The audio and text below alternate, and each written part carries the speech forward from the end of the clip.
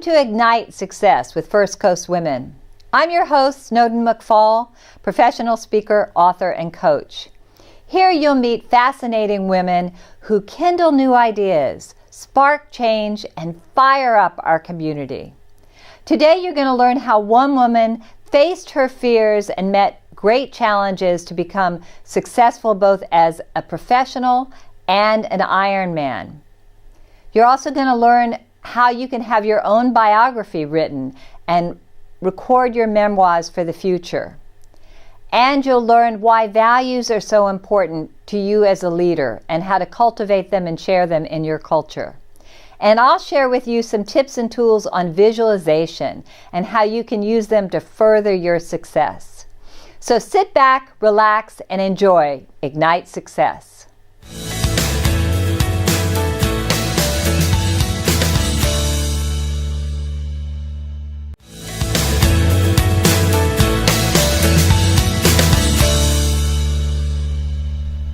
So in today's Blazing Trail segment, we have a woman who has overcome fear to achieve incredible things, doing an Ironman challenge. She's now on Dancing with the Stars.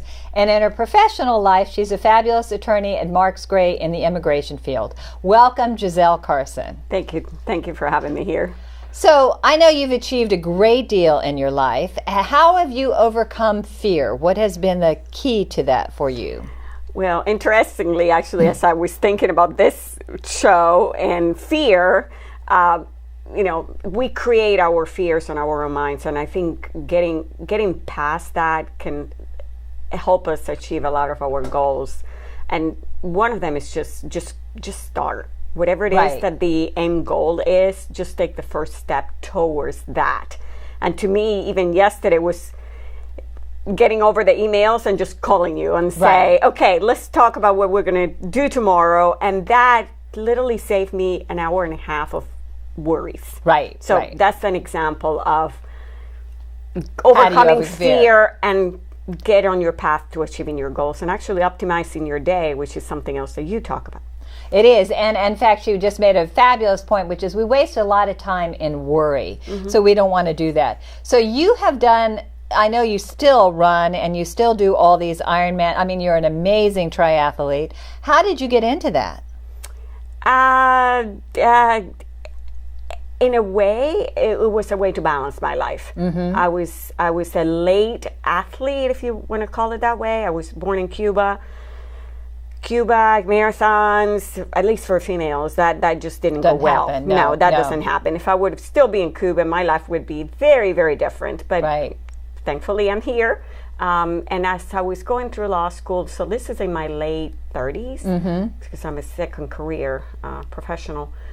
It's very intensive studying, sitting down, and I just needed an outlet. Thankfully, my husband also needed an outlet because he was studying, and we got into long distance cycling. Wow! At the time, first long cycling was the MS 150, which we did many, many times. And then someone said, well, have you tried running? And made it a little challenge. And I was like, I'm always up for a little challenge. So took that on. And then someone else said swimming. And I was like, oh my gosh, I don't know how to do that. But, like anything else, you start somewhere. You make a plan, you follow a plan, you get people that have done it before. And you learn from them as much as you can. Follow the models, follow the people that are successful, that have achieved whatever it is that you want to achieve. And that's a key point, is you can always find somebody who's done what you want to do. If you emulate them and follow their steps, you can also be successful. Yeah. And so, as an immigration attorney, I mean, you are yourself an immigrant, a very successful woman who's accomplished so much, award-winning. What drew you to that field, and what are you accomplishing in it now? Yeah. It's a tough one these days.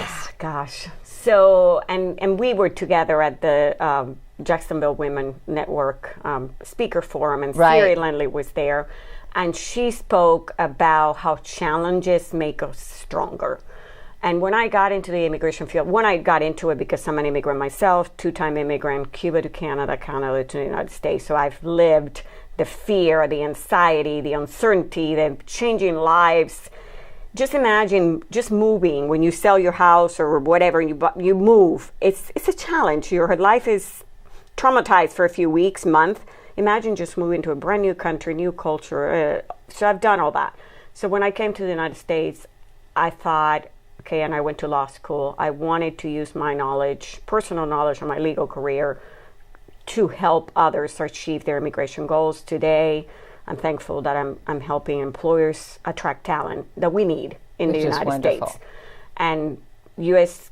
immigration today is extremely complex. Oh, very. Very challenging, very uncertain.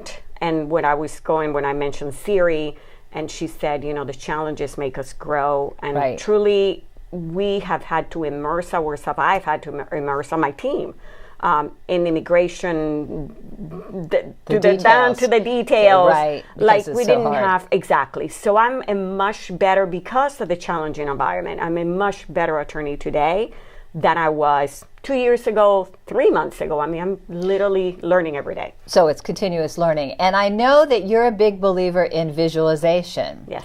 And you've got Dancing with the Stars competition coming up, which is helping raise funds for what organization? The Jacksonville Children Chorus. Which is wonderful. So, and you have Larry Augie, right? Yes. He's teaching? Yes. I've taken lessons at that studio, Social Affair.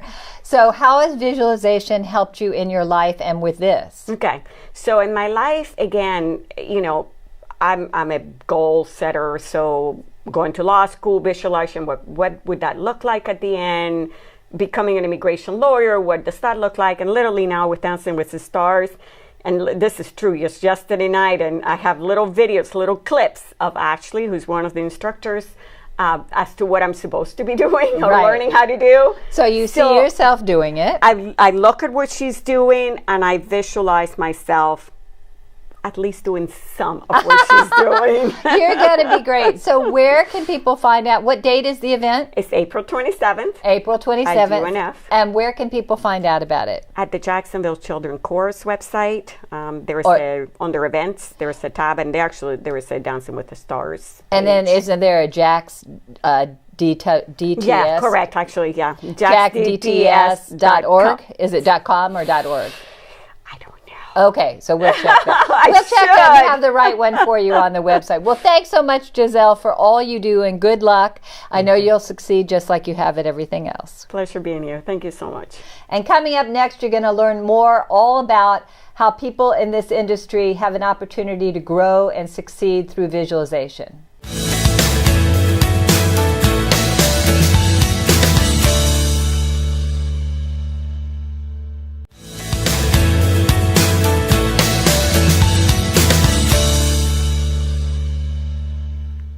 In today's Fuel Your Fire segment, we're going to discuss values and how important they are to your leadership in your organization.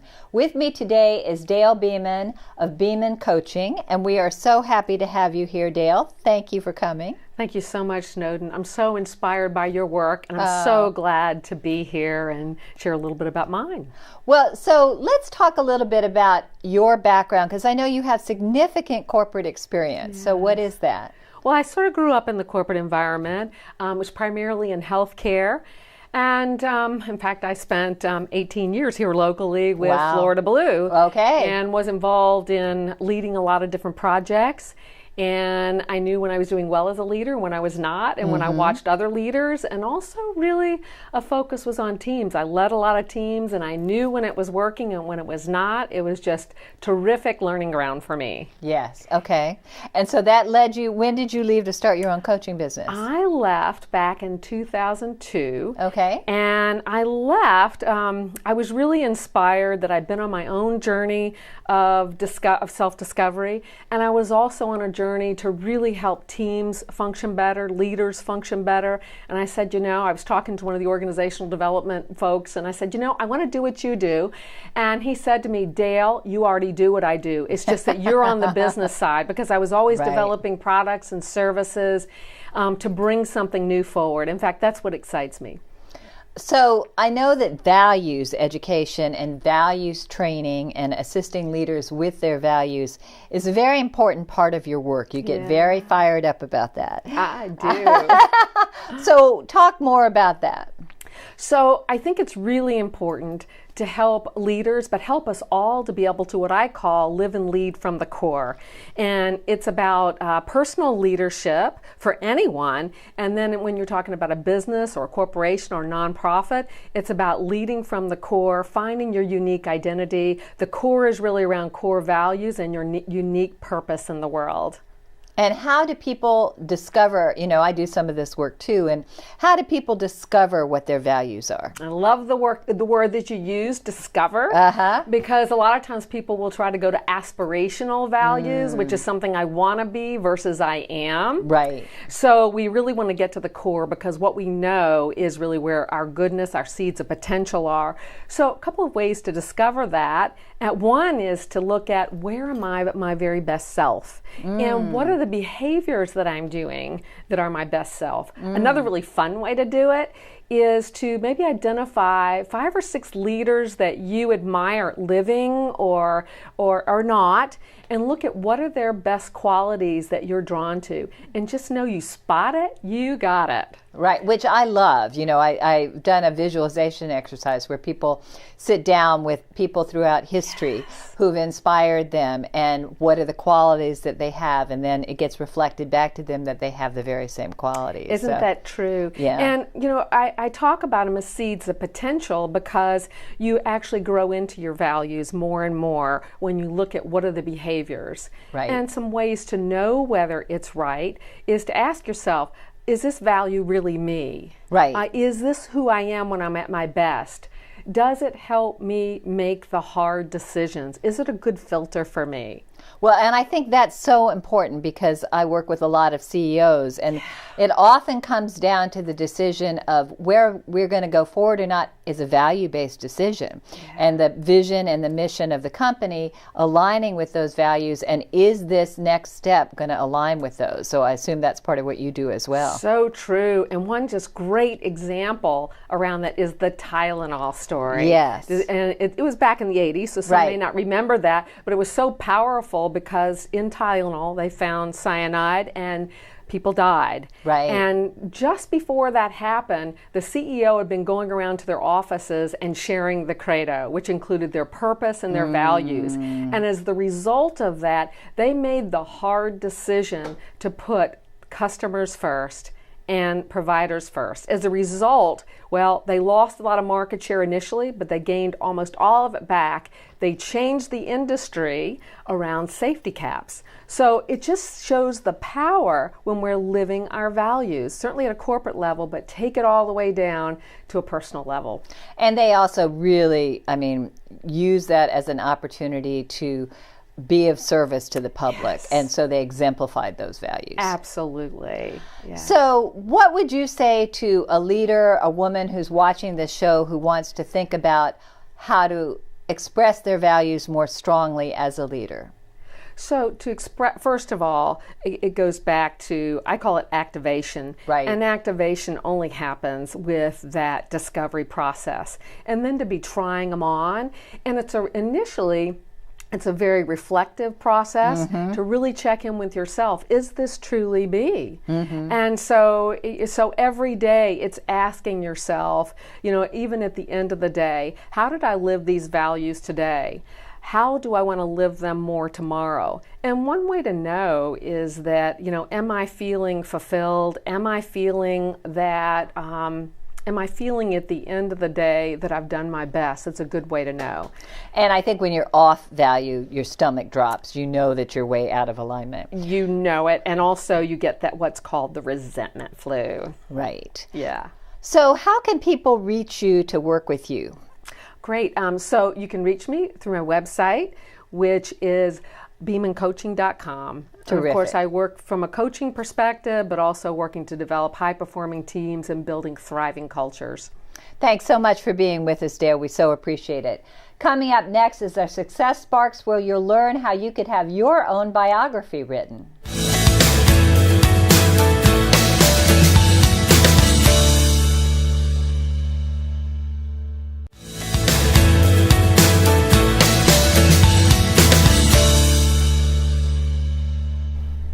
Have you ever thought about having a biography written about your life? Well, you could do that with this phenomenal woman who's with me today, Susan D. Brandenburg. Susan, welcome. Thank you. So how many biographies have you written? I'm on my 40th manuscript. Wow, 40 books. Now I'm on the middle of my 7th, so I can't imagine 40. That's incredible. For over how many years? It's really been probably about 12 years that I've been writing biographies. Wow, that's incredible. So some of those you did 2 or 3 a year then, if you've got on the 40th. Yes. So what is that whole process like? What's involved with doing someone's biography? It's become kind of a ministry, actually, Snowden. People contact me, and they want their story written. They've had great success in life, and they want to be remembered, and they want their grandchildren and great-grandchildren to know about them. And each book is completely different. The process is completely different. It is. So you don't have a standard. You sit down with them and interview them. There's not any kind of standard process. I do interview them from the very first interview to the book in hand, because I am also Susan the Scribe Inc. Publishing. Okay, great. Okay, so you publish the books as well. So most of these books are memoirs for people to pass on to their families. Yes. Is that right? Okay. Yes. Although I am doing a couple of business memoirs as well. Ah, and what will the application of those be? A history of the business and interviews with all of the key people. How wonderful. So that will be spread throughout the company, and the employees will get to read it. So what have you learned through the process of writing all these biographies? I guess the biggest lesson is that the teacher will be taught. Yeah, I become so much a better writer than I started out. I was a columnist for the Times-Union and for the St. Augustine Record and Women's Digest. And I wrote weekly columns about good things about good people. And so it prepared me for what I do now. But so how did it change you with biographies? You said it really made you better. How? I've learned that there is no such thing as an ordinary person. Everybody has a story. And I've had the privilege, the words have given me the in to extraordinary lives. And seeing the challenges, the ups and the downs, and how they got through them. That's right. And has it changed you inside as well? Yes. There's one thread that runs through all of the books that I write, and that is tenacity. Never give up. The persistence, the keep going no matter what. Yes, I love that Winston Churchill quote, never, never, never, never quit. That's right. That's right. That's right. And I know that you were personally moved by the book Guts, correct? Yes. Yeah, I would say Carlton Spence is my mentor. And he's been my mentor since I wrote his book in 2008. Wow. And I was asked to go to an exchange club and speak about my career, and I had just finished Guts, and I decided to give Guts an acronym. God's Ultimate Training School. Oh. And there are 3 rules.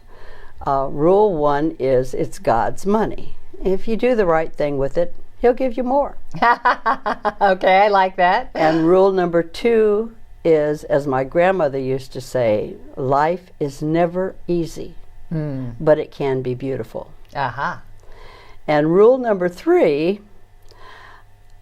mandatory attendance. You cannot skip school. Right. But the graduation is heavenly. So that's my little Guts sermon. Oh, that's wonderful. And so what in particular do you feel like he taught you? Carlton his book Guts is all about tenacity, and it's all about no matter what is said about you, no matter what life hands you, keep going. And Carlton he's in his 80s now, and you'd never know it. He'll never retire, and he's just a remarkable man, like most of the people that I have written about. I can imagine. So what advice would you give to someone who's thinking about having a biography written? What might they do to start preparing that? What Carlton did, which I think is very good advice, he divided his life into decades. Between this year and the year I was born and when I was 10, then from 10 to 20, and that was one very good way of kind of doing a timeline of his life. Do you ever have people who do things like, here are the major milestones in my life, and target it that way? Yes. Yeah. I teach a class at UNF for the OLLI program, the Osher Lifelong Learning Institute. Wonderful. For 55 and older. Okay. And that's one of the things that I do with them, is try to help them. I don't teach them how to write. That's something that they all usually know by the time they're at 55. But I encourage them to do a timeline. So if someone wanted to hire you to do their biography, how would they reach out to you? My name's all over the place. Well, what's your website, Susan? It's Susan the Scribe at web.com. Okay, wonderful. Yeah. Well, thank you so much for being here. I know you've inspired so many. You've inspired me. And keep doing what you're doing. Thank you very much. I appreciate you having me on. Oh, it's a pleasure. And coming up next, I'm going to share with you all about visualization and how it can help you be more successful.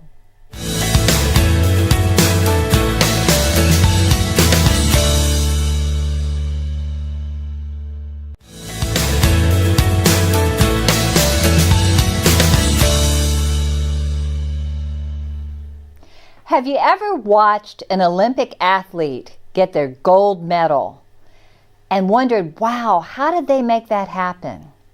Well, of course, there's lots of training and coaching and years of practice. But beyond that, there's a special secret that all Olympians know and use, and that is visualization.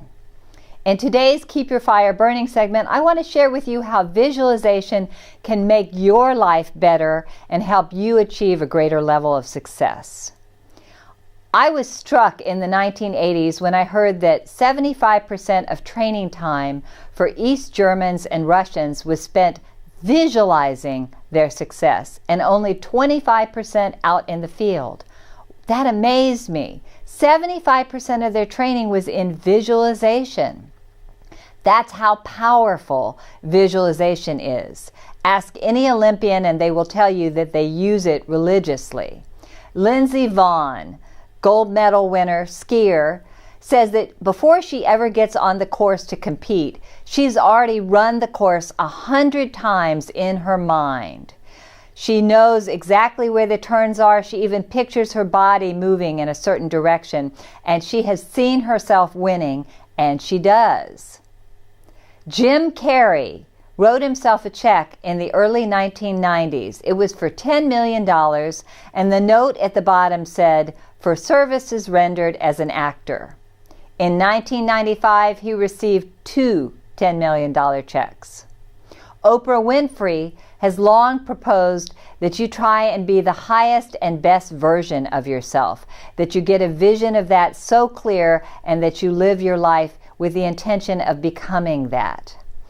And in Jack Canfield's book, The Aladdin Factor, he shares the story of a Louisiana millionaire who wanted to make a difference in his local community. He picked an impoverished school where the children were dropping out at the rate of 84%. And he decided he was going to make a difference. He told them that if they stayed in school 95% of the time and did well, he would pay for their entire college education. And then he did something very special. He set them up for success. He took them all on a college tour where they got to sit in classrooms, walk the campus, meet the students, and act as if they were already living that dream of going to college. And then every day when they got back to school, every day their teacher would lead them in a guided visualization in the morning where they would picture themselves having the experience of being in college and being successful. The results are pretty astonishing. The dropout rate went down from 84% to 20%, and hundreds of students had their college education paid for. That's how valuable visualization is, and you can use it in your life. If you have your own company or you're in any kind of sales, you can visualize your success before you go out to that big pitch where you're hoping to land a huge account. You visualize yourself succeeding. You visualize yourself walking in with confidence, knowing your material, connecting with the decision maker, smiling and they're nodding, and you're asking them questions and they're asking you questions, and you're seeing them write you a contract at the end, signing the contract and writing you a check. And you visualize yourself as you go out the door and you see yourself raising your hand and saying, yes, I got that account. You picture all of that and you set yourself up for success. Dream collages are another way to do that. On your screen, you see a picture of the very first dream collage that I did back in 1989. And I want to tell you that everything on that collage came true within 2 years. I wanted to get married, and I put down the best man ever. And I did marry the best man ever for me. I bought that sailboat with him years later, yoga, travel. But the thing that was most astonishing was what happened with my career. I'd put in the upper left-hand corner, your brilliant career, women to watch, and high-profile creativity.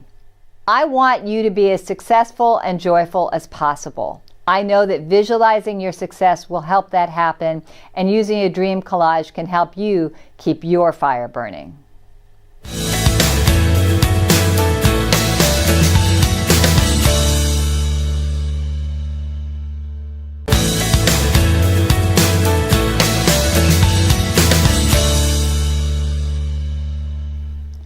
This is Ignite Success with Buzz TV.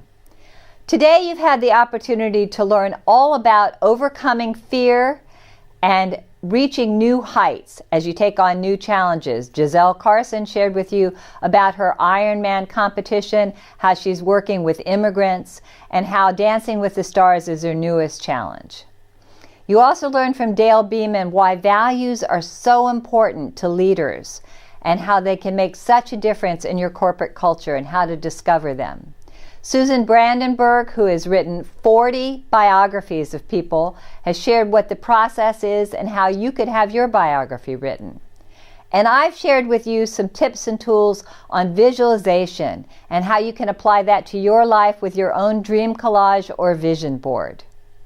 This show is for women and about women. We have a special event on May 19th where we're honoring women who ignite success in Jacksonville. If you have a woman in mind that you'd like to nominate, please go to our website and look for the Women Igniting Success link and put your nomination in. Hope that you've enjoyed this show and that you'll use these tips and tools to ignite your success.